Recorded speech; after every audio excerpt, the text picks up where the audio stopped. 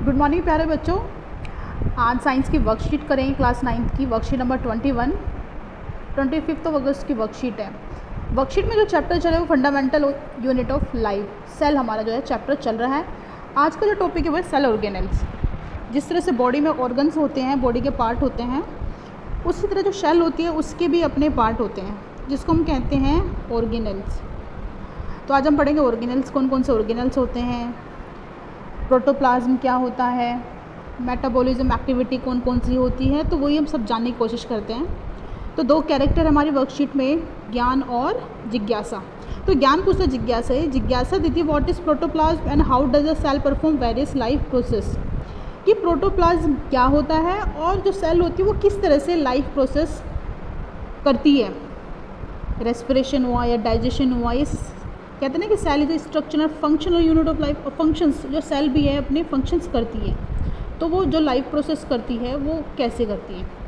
तो जिज्ञासा बताती है कि एज वी नो कि every cell have at least 3 features, कि हर एक सेल में 3 फीचर्स तो होते हैं। जैसे प्लाज्मा मेम्ब्रेन होती है, न्यूक्लियस होता है, साइटोप्लाज्म होता है। चाहे वो प्लांट सेल हो, एनिमल सेल हो, तीनों चीज़ें होती हैं। The fluid inside the cell that is covered by plasma membrane is called cytoplasm. ये सेल है, ये न्यूक्लियस है, तो यहाँ पे जो फ्लूइड फिल्ड होता है उसको हम कहते हैं साइटोप्लाज्म।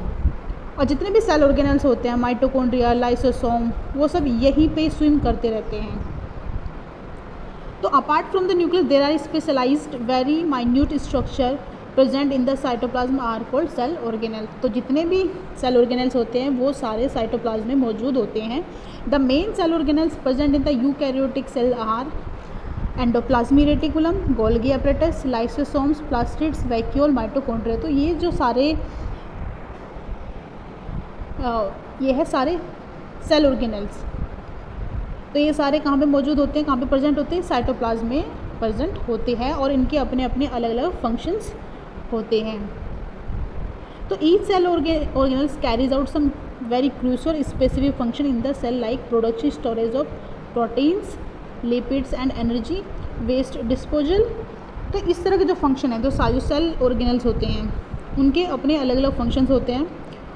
जैसे लाइसोसोम होता है, वेस्ट डिस्पोजल का काम होता है, ठीक है। स्टोरेज का काम वैक्यूल का होता है। तो जो सारे सेल ऑर्गेनेल्स होते हैं उनके अपने अपने स्पेसिफिक फंक्शंस होते हैं। The living part of a cell including cytoplasm, nucleus, other organelles are called protoplasm. अब जो प्रोटोप्लाज्म क्या होता है, इसमें आ जाता है न्यूक्लियस आ जाता है और सारे सेल ऑर्गेनेल्स आ जाते हैं और साइटोप्लाज्म आ जाता है, तो सब मिलके बनाते हैं प्रोटोप्लाज्म। तो फिर ज्ञान पूछते दीदी व्हाट इज़ मेटाबॉलिक प्रोसेस। की मेटाबॉलिक प्रोसेस क्या होती है। जिस तरह से हमारे ह्यूमन बॉडी में हम क्या रेस्पिरेशन करते हैं, डाइजेशन करते हैं, एक्सक्रीशन करते हैं, तो जितनी भी केमिकल रिएक्शंस हमारी बॉडी में होती है वो सारी मेटाबॉलिक प्रोसेस होती है। उसी तरह से कुछ केमिकल रिएक्शंस हमारी सेल में भी होती हैं जिसमें एनर्जी प्रोड्यूस होती है या प्रोटीन का सिंथेसिस होता है। मतलब एक नया सब्सटेंस ब्रेकडाउन होके नया सब्सटेंस फॉर्म करता है। तो इस तरह की जो प्रोसेस होती हैं वो होते हैं मेटाबॉलिक प्रोसेस या मेटाबॉलिक एक्टिविटीज़। तो ज्ञान to perform various life process by living being different type of chemical reactions are taking place inside the cell. कि बहुत सारी केमिकल रिएक्शन में हमारी बॉडी के अंदर होती हैं जो हमारी लाइफ के लिए, हमारे लिविंग बीइंग के लिए बहुत ज़रूरी होती हैं। तो in these chemical reactions either some substance is formed. तो इनमें क्या होता है कि कुछ सब्सटेंस फॉर्म होते हैं, लाइक सिंथेसिस ऑफ प्रोटीन का बनना, substance is broken down to form another compound, like break down of glucose to produce energy. तो ग्लूकोज जैसे ब्रेक डाउन होके ऑक्सीजन, वाटर और एनर्जी प्रोड्यूस करता है। तो इसमें भी नया जो सब्सटेंस फॉर्म हो रहा है, केमिकल रिएक्शन हो रही है यहाँ पे भी। तो all this chemical reactions occurring inside the cell are known as metabolic processes. तो जितनी भी केमिकल रिएक्शंस होती है सेल के अंदर उनको कहते हैं मेटाबॉलिक प्रोसेसेस। तो these are constantly taking place in the human body. तो ये कॉन्स्टेंटली जो है बॉडी के अंदर होती रहती है, हर एक सेल में होती रहती है। तो metabolism is a general term that is used to describe और chemical reaction involve in maintaining the living state of the cell और द ऑर्गेनिज्म। तो मेटाबॉलिज्म एक जनरल टर्म होता है जिसको हम सारी केमिकल रिएक्शंस को जनरलाइज करने के लिए यूज़ करते हैं। तो नीचे हमें डायग्राम दे रखा है प्लांट सेल और एनिमल सेल का डायग्राम दे रखा है, उनके सेल ऑर्गेनेल्स दे रखे हैं। जैसे cell organic animal cell, plasma membrane, Golgi apparatus, ribosome, cytoplasm, lysosome,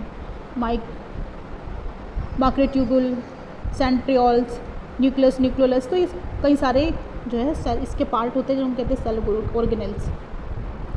smooth endoplasmic reticulum, rough endoplasmic reticulum. तो उसी तरह जो प्लांट सेल होती है उसमें भी होते हैं Golgi vesicles, smooth ER, rough ER, large central vacuole. तो वैक्यूल देखो यहाँ पे काफ़ी बड़ी होती है, इसका काम मेनली स्टोरेज का होता है। यहाँ पे और भी है सेल वॉल। तो यहाँ पे देखिए यहाँ पे सेल वॉल नहीं है, यहाँ पे सिर्फ प्लाज्मा मेम्ब्रेन है। यहाँ पे सेल मेम्ब्रेन यानी प्लाज्मा मेम्ब्रेन और सेल वॉल दोनों होती है। क्लोरोप्लास्ट, यहाँ पे क्लोरोप्लास्ट नहीं है। लार्ज वैक्यूल, यहाँ पे लार्ज वैक्यूल नहीं है। Mitochondria, cytoplasm. तो इस तरह से जैसे अमाइलोप्लास्ट, स्टार्च ग्रेन, तो ये एनिमल सेल में नहीं पाया जाता। तो कुछ सेल ऑर्गेनल्स ऐसे हैं जो सिर्फ प्लांट सेल में ही होते हैं, कुछ ऐसे हैं जो सिर्फ एनिमल सेल में होते हैं। सेंट्रियोल्स जिस तरह से एनिमल सेल में होते हैं प्लांट सेल में नहीं होते।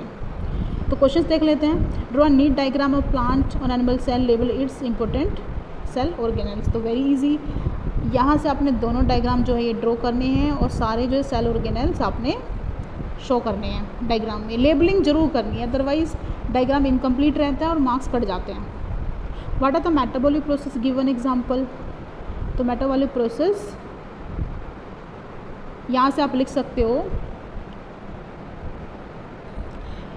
कि chemical reaction either some substance is formed और substance is break down to form another compound like breakdown of glucose to energy. तो all these chemical reaction occurring inside the cell are called metabolic process. तो यहाँ से लेके यहाँ तक इसका answer आप लिख देंगे।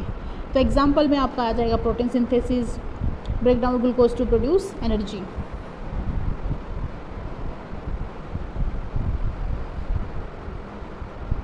नेक्स्ट क्वेश्चन है डिफ्रेंशिएट बिटवीन प्लांट सेल और एनिमल सेल। तो आप यहाँ से लिख सकते हो कि plant cell have cell wall but animal cell don't have cell wall. इस तरह से एक डिफरेंस तो ये हो जाता है। या animal cell have centrioles, plant cell don't have centrioles. और इसमें आप लिख सकते हो कि plant cell have plastids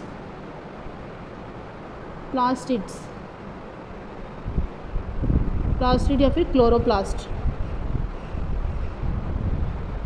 but animal cell don't have plastids और क्लोरोप्लास्ट। तो इस तरह से आप 2-3 डिफरेंस आप लिख सकते हैं। वेरी साइटोप्लाज्म लोकेटेड, बहुत आसान है।